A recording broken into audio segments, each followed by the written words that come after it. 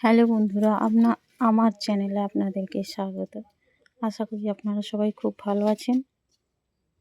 তো আজ আমি আপনাদের একটা সহজ রেসিপি করে দেখাবো, যেটা আপনারা বাজার থেকে কিনে আনেন, চাউমিন।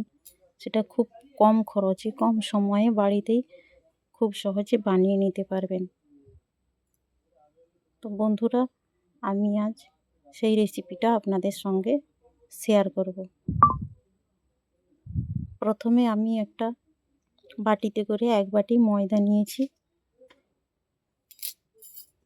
এবং একটি বোতল নিয়েছি। ওর মধ্যে থেকেই আমি চাউমিনটা তৈরি করে নিব।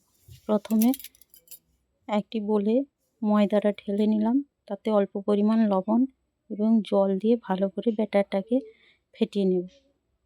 তারপর ওই বোতলটাকে ফুটো করে নেব এবং ব্যাটারটা ওই বোতলের মধ্যে ঢেলে দেব। দেখুন বন্ধুরা, ব্যাটারটা কীরকম পাতলা হয়েছে। একবারে পাতলাও নয় আর মোটাও নয়, ঠিক মিডিয়াম করে আপনাদেরকে তৈরি করতে হবে, যাতে মোটা হয়ে গেলে ওই বোতল থেকে বেরোবে না এবং পাতলা হয়ে গেলে চাউমিনটা তৈরি করতেও অসুবিধা হবে। এরপর আমি ওই ব্যাটারটাকে বোতলে ঢেলে নিয়েছি। তারপর গরম তাওয়ার মধ্যে অল্প তেল মাখিয়ে নিয়ে চাউমিনটা আস্তে আস্তে করে ঘুরিয়ে নেব। এইভাবে একটু ফাঁকা ফাঁকা করে ঘোরাতে হবে, যাতে কেউ কারোর গায়ে লেগে না যায়। দেখুন, খুব কম সহজেই চাউমিনটা তাওয়া থেকে উঠে গেছে এবং ভেঙেও যায়নি। পরপর এইভাবে আমি চাউমিনগুলো তৈরি করে নেব।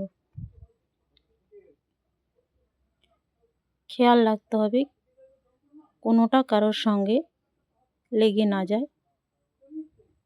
দেখুন, আমার সবগুলো চাউমিনই রেডি হয়ে গেছে। তারপরে আমি গ্যাসের মধ্যে একটি কড়া বসিয়ে কড়াইতে কিছুটা তেল দিয়ে দিলাম এবং একটি ফাটিয়ে রাখা ডিম দিয়ে ভালো করে ওই ডিমটাকে ঝুরি ঝুরি করে ভেজে নেব। এরপর একে একে আমি সবজিগুলো দিয়ে দেব।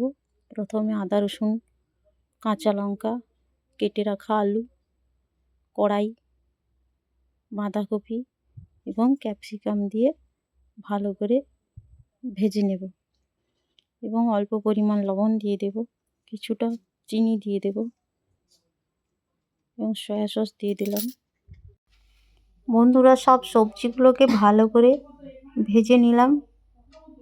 তারপরে আমি ওই আগে থেকে তৈরি করে রাখা চাউমিনটা ওর সঙ্গে মিশিয়ে দিয়ে ভালো করে নেড়ে এবং ভেজে রাখা ডিমটা দিয়ে দিলাম। অল্প পরিমাণ পেঁয়াজ কুচি দিয়ে নামিয়ে নিলাম। দেখুন বন্ধুরা, খুব সুন্দর হয়েছে রেসিপিটা। আপনারা বাড়িতেও বানাতে পারেন।